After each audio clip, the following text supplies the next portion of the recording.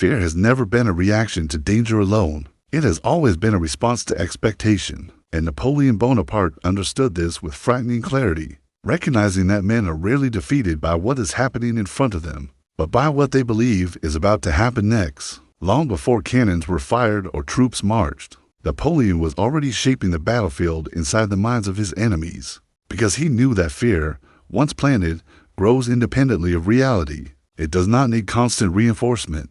It feeds on imagination, uncertainty, and anticipation.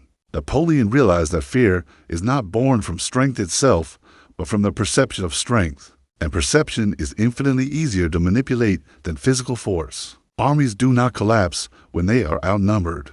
They collapse when they believe they are outmatched. Leaders do not make fatal mistakes because they lack intelligence. They make them because fear compresses time, narrows vision, and forces decisions under pressure. Napoleon's genius was his ability to create this pressure before engagement ever occurred. He allowed rumors to precede him, knowing that rumors exaggerate, distort, and amplify. He understood that when information is incomplete, the human mind fills the gaps with worst-case scenarios. Silence, ambiguity, and selective visibility were his tools. He did not rush to clarify misunderstandings because misunderstandings weakened his enemies more than clarity ever could. Fear, in his hands, became a self-sustaining force. Once an enemy began to fear Napoleon, every ambiguous movement was interpreted as a threat, every delay as deception, every silence as preparation.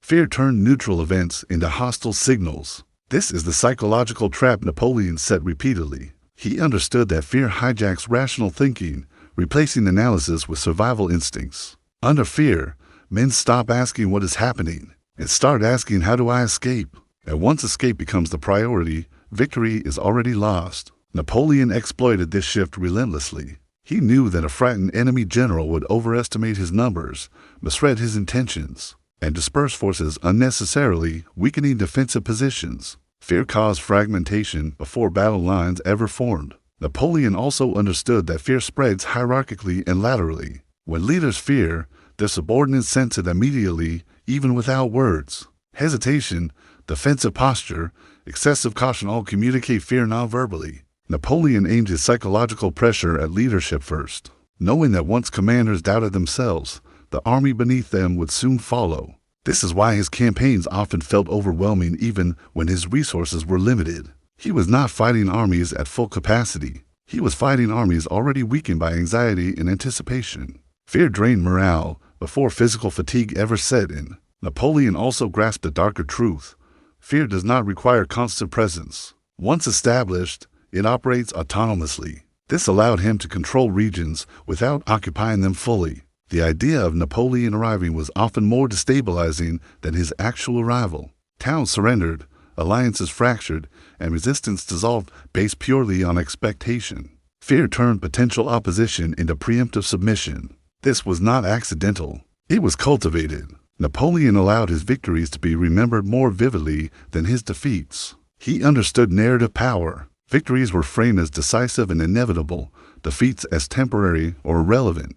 Over time, this shaped a mythos that magnified fear. Myths do not need accuracy. They need repetition. Napoleon became larger than life in the minds of his enemies. At once a man becomes a symbol rather than an opponent. Fear intensifies because symbols feel invincible.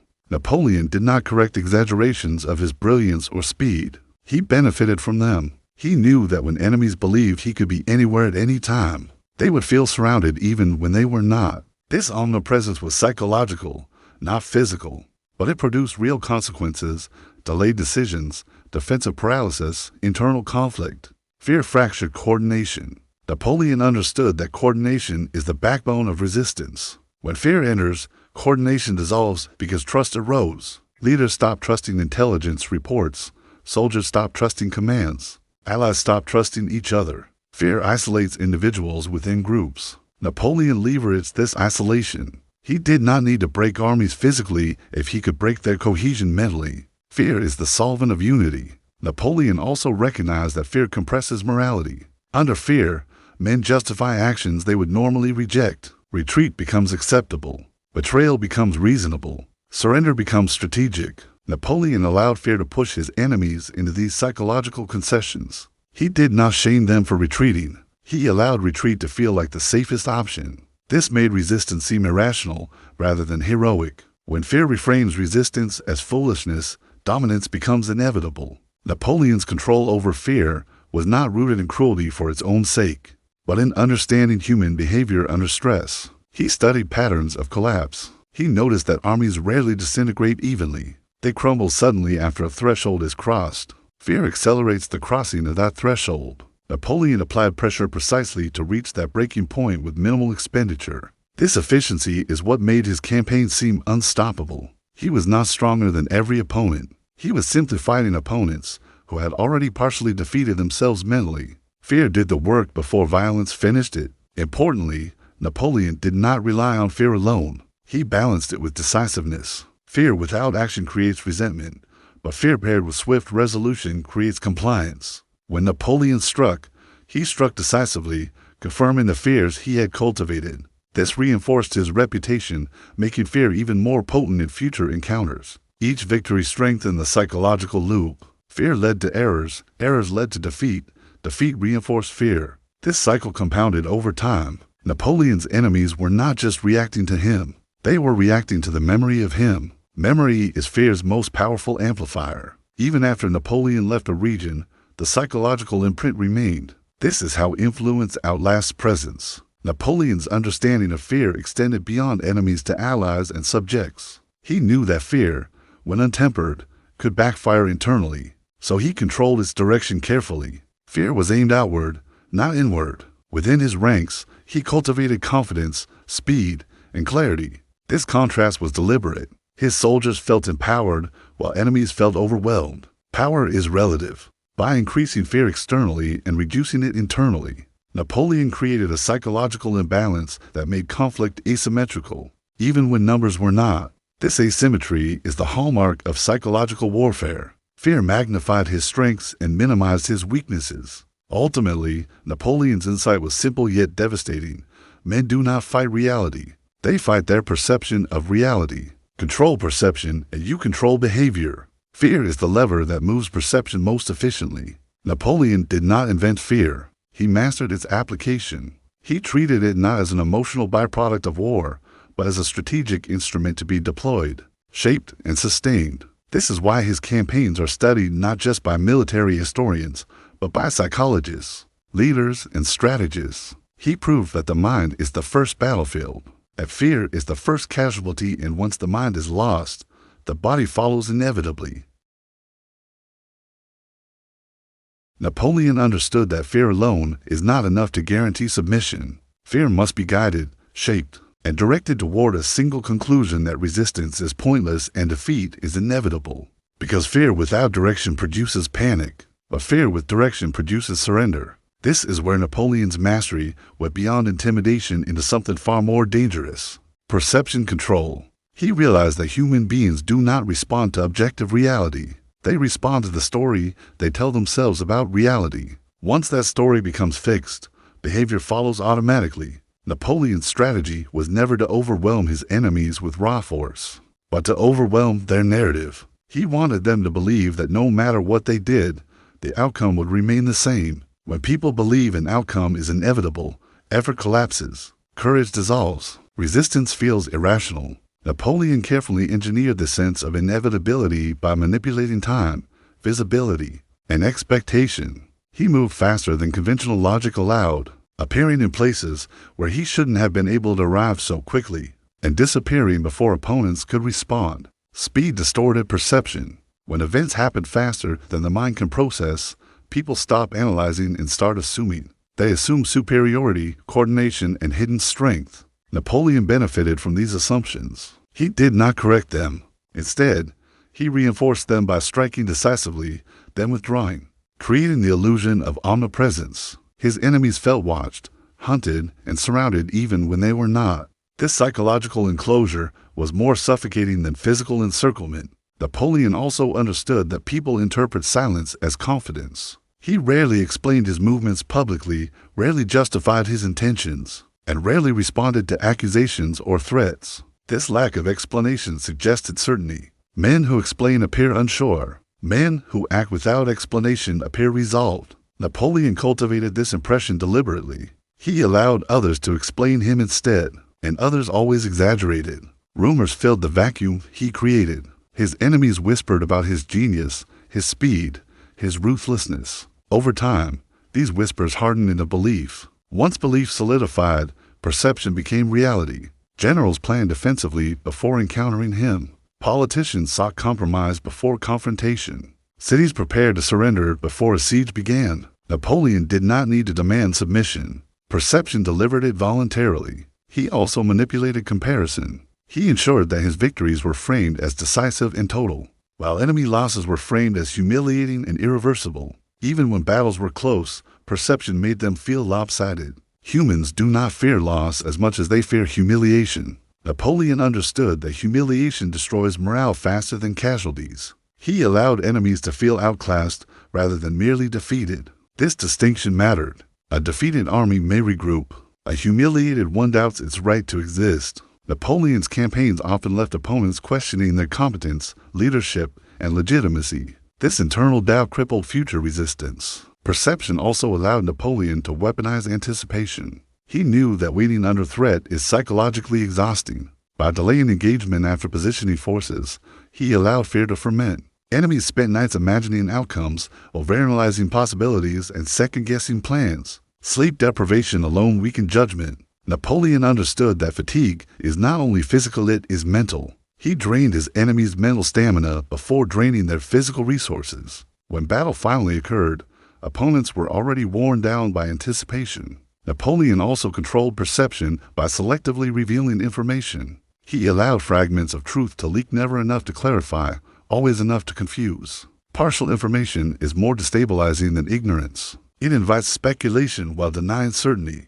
Napoleon used this to keep enemies constantly recalibrating. Recalibration under pressure leads to inconsistency, and inconsistency breeds error. Meanwhile, his own forces operated with clarity and purpose, creating a sharp contrast. This contrast amplified perception of superiority. Napoleon appeared organized, while his enemies appeared disoriented. Organization inspires confidence. Disorganization inspires fear. Even when Napoleon's resources were limited, perception magnified their effect. He also understood the importance of first impressions. The first encounter sets the psychological frame for all future encounters. Napoleon aimed to win early battles decisively, knowing that early victories disproportionately influence belief. Once an enemy internalized the idea that Napoleon always wins, later engagements were approached defensively. Defensive posture signals expectation of loss. Expectation of loss increases the probability of loss.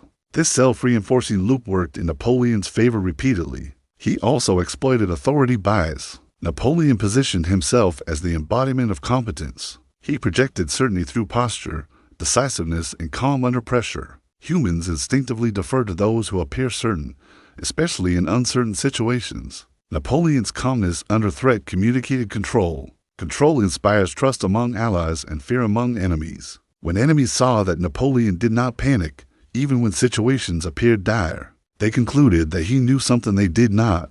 This perceived informational advantage amplified fear. People fear what they do not understand more than what they do. Napoleon allowed mystery to work for him. He never tried to appear relatable to his enemies. He aimed to appear inevitable. Inevitability removes choice. Once people believe they have no meaningful choices, compliance becomes rational. Napoleon understood that the strongest form of control is not coercion, but resignation. Resigned enemies conserve energy by giving up.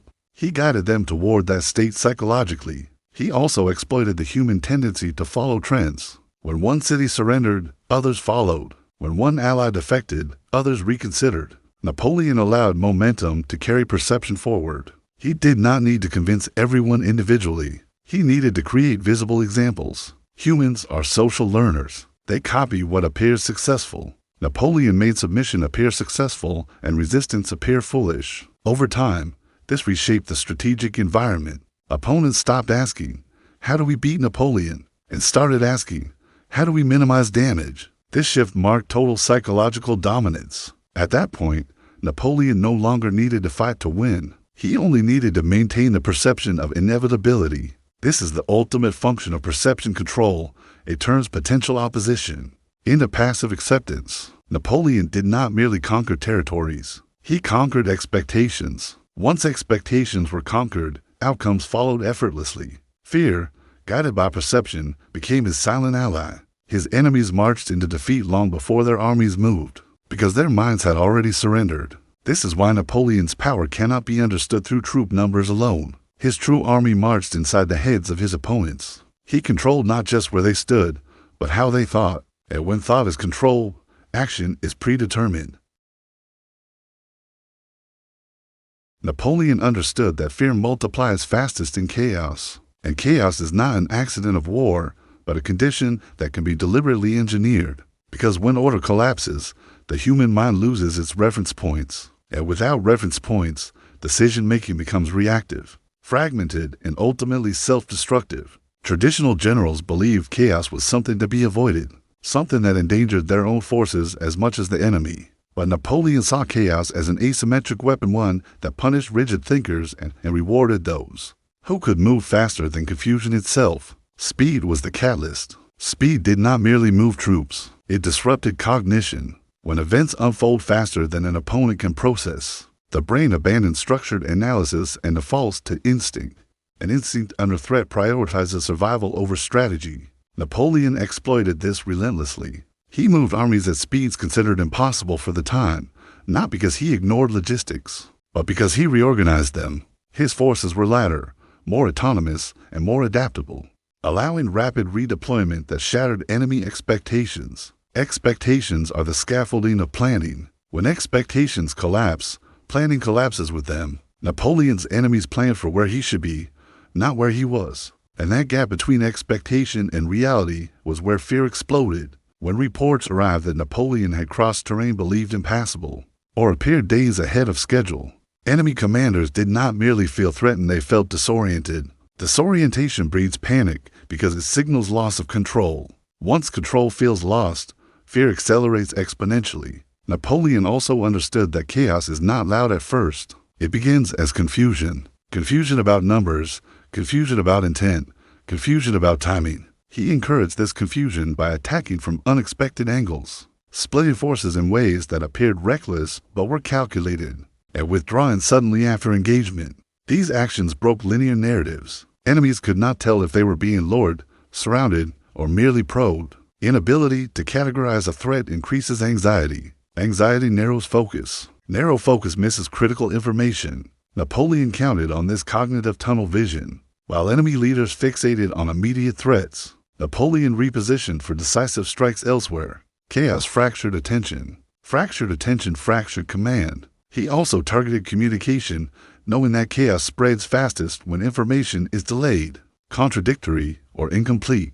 In the fog of war, Napoleon's speed outpaced messengers, meaning that by the time orders arrived, they were already obsolete. Obsolete orders are worse than no orders at all because they create false confidence. Troops move based on outdated assumptions, only to encounter reality too late. This mismatch intensified fear. Soldiers who realize they are acting on wrong information lose trust in leadership. Trust once broken is nearly impossible to restore under pressure. Napoleon's campaigns repeatedly produced this effect. Enemy units became isolated psychologically before they were isolated physically. Isolation amplifies fear because humans rely on group coherence for safety. When cohesion dissolves, individuals feel exposed. Napoleon weaponized this exposure. He did not need to destroy every unit. He needed to make each unit feel alone. Speed also compressed time psychologically. Under rapid movement, enemy commanders felt constantly behind, always responding, never initiating.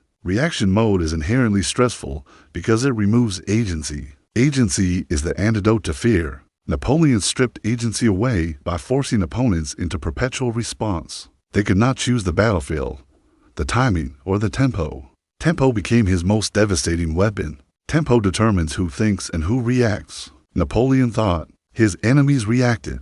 Reaction creates mistakes because it prioritizes speed over accuracy. Napoleon anticipated these mistakes and built plans around them. He knew that a rushed retreat becomes a rout, that a hurried redeployment creates gaps, and that gaps invite panic. Panic spreads faster than any formation can contain. Once panic begins, command collapses downward. Orders stop being followed. Survival instincts take over. Napoleon rarely needed to fight disciplined armies for long, because discipline evaporated under sustained chaos. He also understood that fear increases when outcomes feel uncontrollable, rather than merely dangerous. Danger with control feels manageable. Danger without control feels existential. Napoleon created situations where enemy leaders felt their decisions no longer influenced outcomes. No matter what they chose, Napoleon seemed one step ahead. This illusion of omniscience deepened fear. Leaders began doubting their judgment, then doubting their authority, and finally doubting their purpose. Doubt is corrosive. It eats away confidence quietly, then suddenly, Napoleon timed his decisive blows to coincide with this psychological erosion. He struck when enemy morale was already compromised, making resistance collapse rapidly. Speed also prevented emotional recovery. In slower wars, armies had time to regroup mentally between engagements. Napoleon denied this recovery. His campaigns were relentless. Engagement followed engagement with little pause. Mental fatigue accumulated. Fatigue reduces resilience. Reduced resilience increases fear sensitivity. Napoleon understood this cycle intuitively. He did not give his enemies time to reframe losses or rebuild confidence. Every day brought new uncertainty. This constant pressure created learned helplessness. When individuals feel they cannot influence outcomes despite effort, they stop trying. Napoleon's enemies often reached this state before decisive battles. Chaos also allowed Napoleon to disguise weakness. Rapid movement and sudden strikes masked logistical constraints and numerical disadvantage. Enemies assumed that such speed required overwhelming resources. Assumptions filled gaps where clarity was absent. Napoleon relied on these assumptions. He allowed opponents to overestimate him because overestimation paralyzes. When you believe an enemy is stronger than he is, you avoid confrontation even when advantage exists. Napoleon's speed exaggerated his presence, making limited forces feel ubiquitous. This psychological inflation multiplied his effectiveness. He also understood that chaos is contagious. Once one part of an army breaks, fear spreads to adjacent units, even if they are not directly threatened. Napoleon exploited this by attacking vulnerable points rather than strong ones. Breaking a weak flank often caused a strong center to falter psychologically. Humans read signals from others. When soldiers see retreat, they assume defeat. Napoleon engineered visible collapses to trigger broader fear responses. He did not always pursue fleeing units immediately. Sometimes he allowed the sight of retreat to spread, knowing it would do more damage than pursuit. Chaos also undermined alliances. When events moved fast, allies could not coordinate responses. Mistrust emerged. Who was responsible? Who failed? Blame replaced cooperation. Napoleon benefited from this fragmentation. He divided opponents psychologically before dividing them territorially. Speed prevented reconciliation. Once alliances fractured, fear intensified because isolation returned. Napoleon understood that no group feels safe alone. He forced enemies into isolation repeatedly. Importantly, Napoleon maintained internal order amid external chaos. His forces operated within clear frameworks. This contrast amplified fear. When one side appears calm and coordinated while the other appears frantic, morale shifts instantly. Soldiers sense momentum. Napoleon ensured momentum was always visible on his side. Visible momentum reassures allies and terrifies enemies. Fear thrives when momentum feels unstoppable. Napoleon cultivated this impression deliberately. He did not hide movement. He showcased it strategically. The sight of columns advancing rapidly reinforced perception of inevitability. Speed became symbolism. It signaled decisiveness, confidence, and superiority. Enemies interpreted speed as mastery. Mastery intimidates. Ultimately, Napoleon proved that chaos does not weaken those who create it. It weakens those who are forced to endure it. Fear is not caused by violence alone, but by unpredictability, loss of control, and relentless pressure. Speed delivered all three. Napoleon's genius lay in synchronizing speed with psychological pressure so tightly that his enemies could not separate the two. Chaos became the environment in which fear flourished uncontested. By the time physical battles occurred, psychological collapse was often already underway. Napoleon did not win because he was fearless. He won because he made fear work for him. He turned chaos into a weapon, speed into a signal, and pressure into a force multiplier. And in doing so, he demonstrated a truth that extends far beyond war. When you control tempo, you control minds, and when you control minds, resistance collapses long before defeat becomes visible. Napoleon's greatest victories were rarely the result of annihilation. They were the result of collapse, because he understood that armies do not need to be destroyed to be defeated. They only need to lose the will to continue, and will is far more fragile than flesh. The ultimate objective of fear, perception, chaos, and speed was not destruction, but resignation. The moment when resistance no longer feels heroic or necessary, but irrational and self-destructive. Napoleon aimed for this moment relentlessly.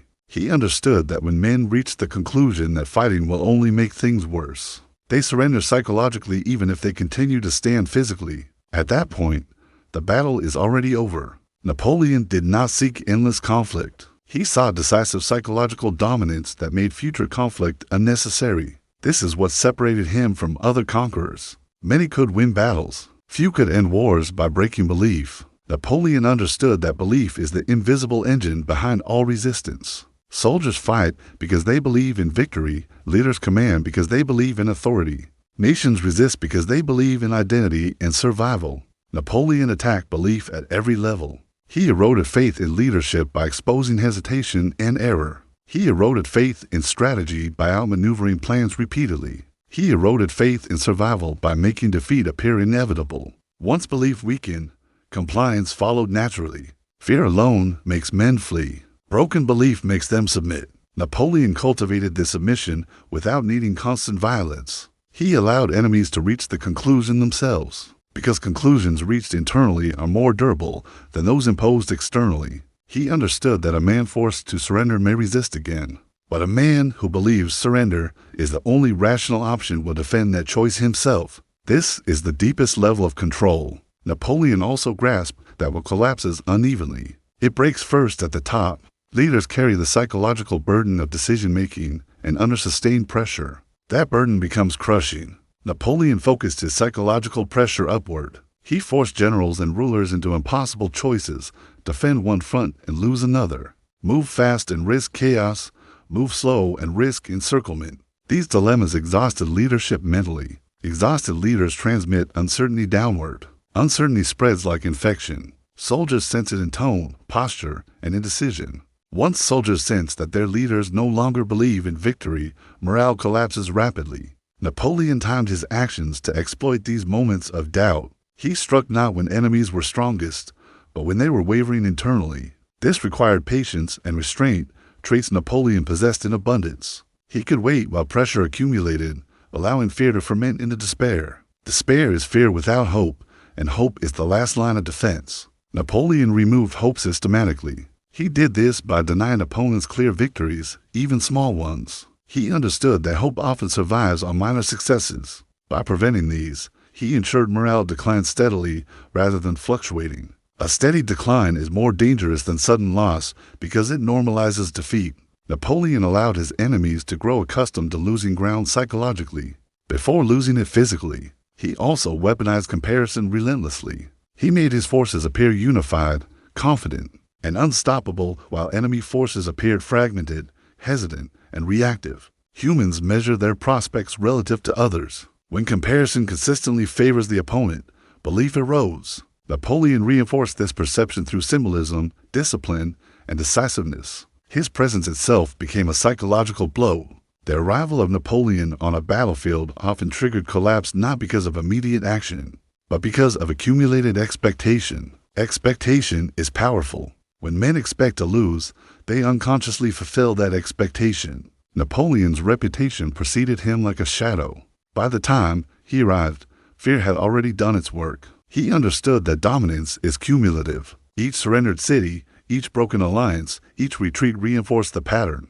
Patterns shape belief. Once defeat becomes a pattern, resistance feels abnormal. Napoleon allowed this normalization to occur. He did not rush to end conflicts prematurely. He let psychological erosion run its course. He knew that a population exhausted by fear and uncertainty would accept new authority readily. This is how control transitions from conquest to governance. Napoleon also recognized that what collapses when identity fractures. People fight hardest when they believe they are defending something sacred.